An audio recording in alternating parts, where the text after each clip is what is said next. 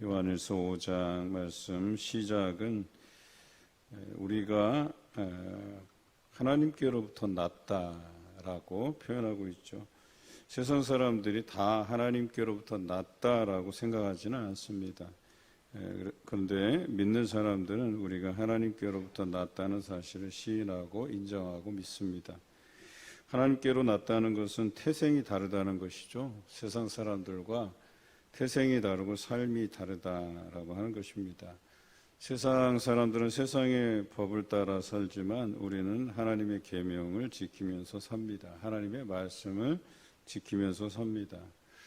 우리가 믿음이 있냐 없냐를 따질 때 하나님의 말씀이 무겁냐 무겁지 않냐를 따집니다. 세상 사람들에게는 하나님의 말씀이 무거운 것이 되지만 우리에게는 무거운 것이 아니라 지킬 만한 것이라고 이야기하죠. 초대교회 성도들의 믿음과 지금 살아가는 성도들의 믿음을 굳이 비교하자면 제가 볼 때는 초대교회는 이 믿음을 배반하는 것 혹은 믿음에 게을러지는 것, 믿음이 없는 것 이런 모든 것들이 생명과도 바꿀 만한 중한 것이었다라고 하는 거죠. 그런데 지금은 믿음이라고 하는 게 그냥 쉽게 변질되기 쉬운 믿음이 되어버렸어요. 그래서 그 초대교회 성도들은 죄를 짓는다라고 하는 것은 하나님께 속하지 않은 것으로 생각하기 때문에 그것을 굉장히 중하게 여기고 철저하게 하나님 앞에 회개하지 않으면 자신의 마음이 완악해서 그 다음부터는 내가 죄를 지음에도 불구하고 그 죄에 대해서 죄책감을 갖지 않게 되고 그리고 그것이 쌓여서 나중에 예수 그리스도를 부인하는 데까지 이르게 된다는 거죠. 성경에 성령을 회방하는 죄라고 해서 죄사함을 받지 못한다는 그 죄에 대해서 언급하고 있잖아요. 그런데 하나님께로부터 났으면서 그리고 하나님의 말씀을 듣고 자랐으면서 결국에는 믿음을 저버리고 배반하고 마음이 완악해져서 믿음으로 돌아오지 못하고 오히려 믿음 없는 자처럼 예수 그리스도를 부인하는 자리에 서면 그게 결국은 성령을 회방하는 죄고 용서받지 못할 죄라고 성경은 이야기하는 것이죠. 그런데 우리가 이미 혹 내가 성령을 회방하는 죄를 짓고 있는 건 아닐까 하는 이 두려움에 있다고 보면 이것은 제가 볼 때는 그래도 안심하셔도 될 것 같아요. 그런 죄책감을 느끼고 있는 것 자체가 뭐냐면 그래도 우리가 여전히 하나님 앞에 우리가 선 것을 염두에 두고 있는 거죠. 그래서 하나님 앞에 나의 죄로 인해서 두려워하고 또 회개하려는 그런 몸부림이 있다는 것 자체가 우리에게는 여전히 믿음이 있다 이렇게 볼 수 있는 거죠. 그런데 이미 양심에 거리낌이 없어요. 내가 예수 믿지 않는 것에 대해서. 그래서 예수 믿지 않은 것에 대해서 내가 당당하게 생각하고 또 믿을 생각도 안 하고 그 완악함이 가득 차 있을 때 이로서는 도저히 하나님께서 구원할 방법이 없다는 거죠.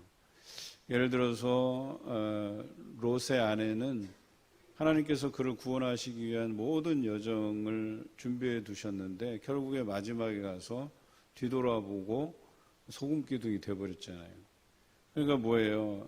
그것은 마지막으로 자기가 이제는 그 믿음을 선택하지 않고 그냥 뒤돌아본 거예요. 우리 삶도 마찬가지예요. 하나님의 그 구원하심의 역사가 있어요. 그래서 그 과정에 쭉 우리가 순응하며 순종하면서 가다가 어느 순간에 뒤돌아봐요.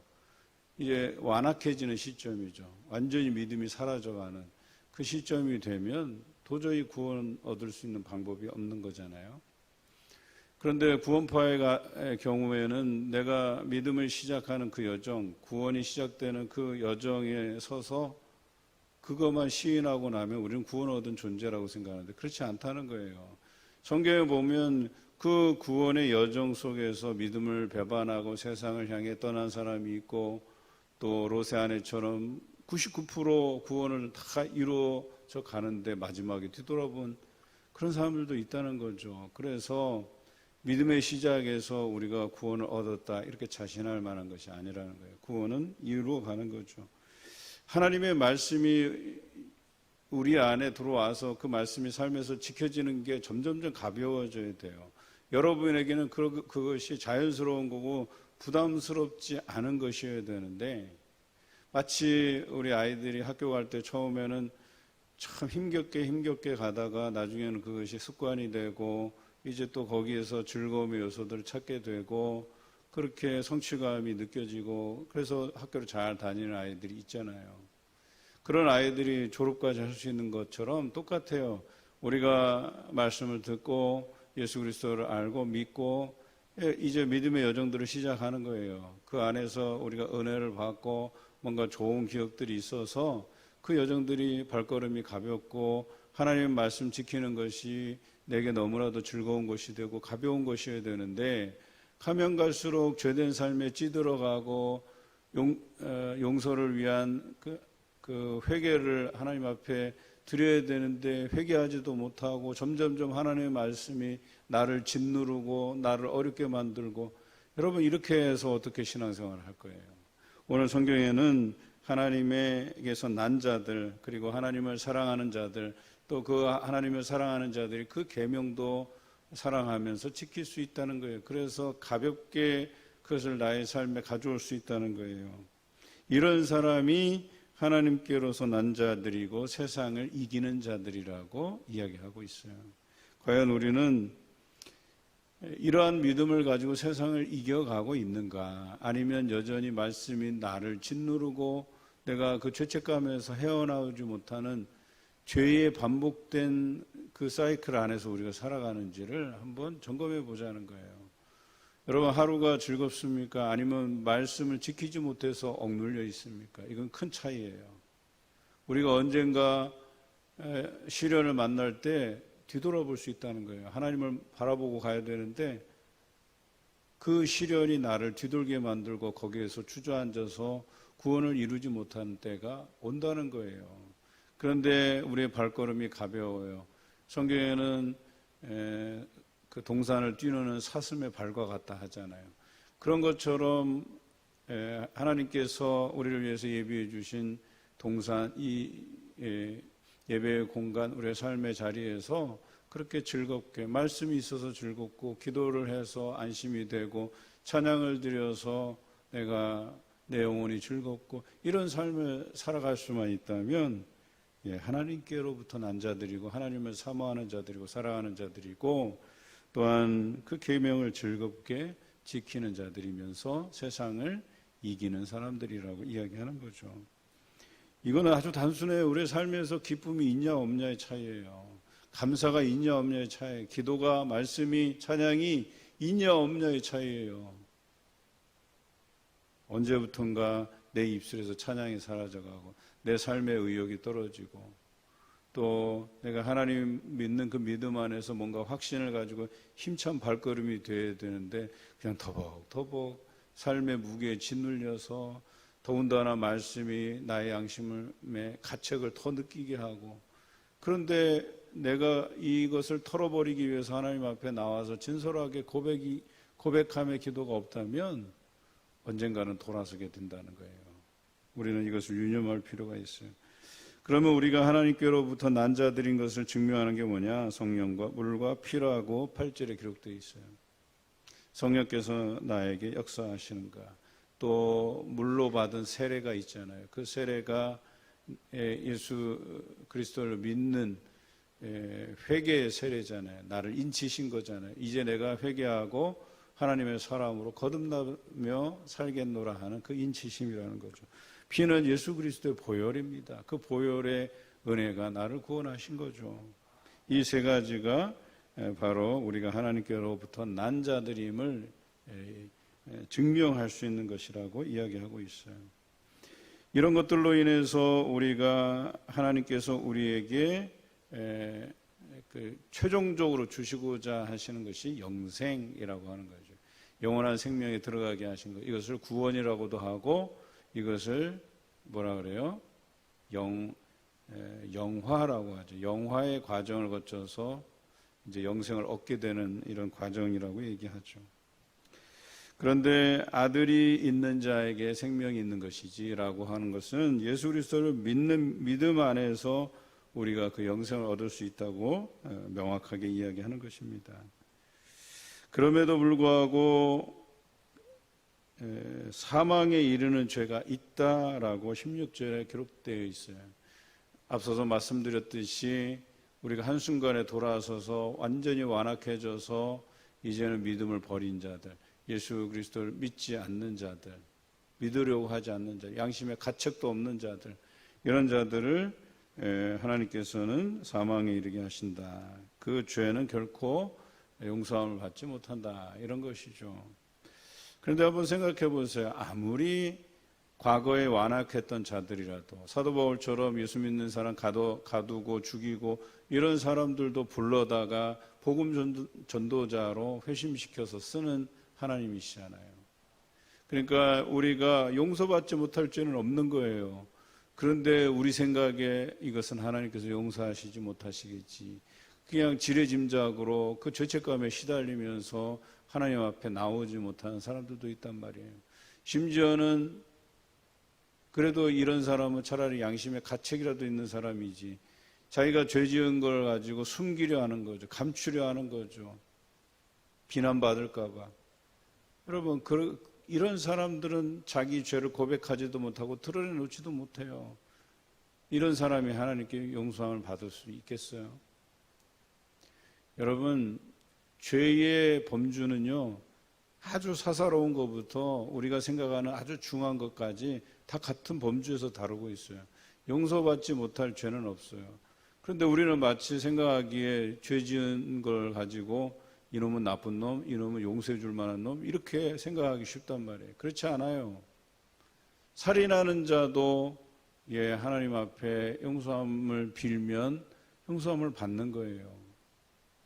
그런데 우리가 생각할 때는 이거는 용서받지 못할 죄, 이것은 용서함 받을 죄, 이렇게 구분하면서 생각한단 말이에요. 그렇지 않은 거예요. 우리는 모든 것을 하나님께 아뢰 수 있어야 돼요. 우리의 그 세상에서 일반적으로 생각하는 뭐 중한 범죄 아니면 가벼운 죄 이런 거 상관없이 우리가 죄에 대해서 그것이 내가 사람들에게 공개하기도 부끄러운 죄들이 있단 말이에요. 그럼에도 불구하고 하나님 앞에 털어놓아야 되는 거예요. 여러분, 그러고 그것이 사람들에게 공개된다고 해서 알려진다고 해서 두려워할 것 없어요. 그리고 그 공개되었을지라도 내가 저 사람의 죄를 알게 되었을지라도 그 사람이 회개함으로 교회에 나와서 온전히 하나님을 찬양하고 예배드린다고 한다면 하나님께서 용서하신 죄를 왜 우리가 그걸 비판하고 정죄할 필요가 있냔 말이에요. 이상한 눈으로 바라볼 필요도 없어요. 그것은 지나간 일일 뿐이에요. 하나님께서 그를 정하다 하는데 우리가 그것을 부정하다고 이렇게 말할 필요가 없잖아요. 그 베드로의 환상이 바로 그거예요. 베드로를 통해서 이방인에게 이제 가서 만나줄 것에 대해서 이제 예비해 두시고 환상을 주시는데 부정한 짐승이 담긴 그 한 광줄이 그걸 잡아 먹으라고 하는데 베드로가 이건 부정한 건데, 근데 하나님께서 부정하지 않다 하는 것을 왜 네가 부정하다고 말하냐, 이렇게 얘기하는 것과 같은 거예요. 이미 이 사람이 과거에 부정했더라도 하나님께서 용서하시면 그걸로 끝이에요. 그런데 그거 가지고 우리가 왜 또 그 사람에게 부정하다, 잘못됐다 이렇게 바라보아야만 되냐라고 하는 거예요. 하나님 앞에서는 용서받지 못할 죄가 없어요. 하지만 그가 돌이키지 못하면, 그가 완악해서 돌이키지 못하고 믿음을 떠나버리고 그리고 더 이상 믿음에 대한 의지가 없다면 이것은 도저히 하나님께서 용서할 수 있는 죄가 아니라는 거예요. 우리는 이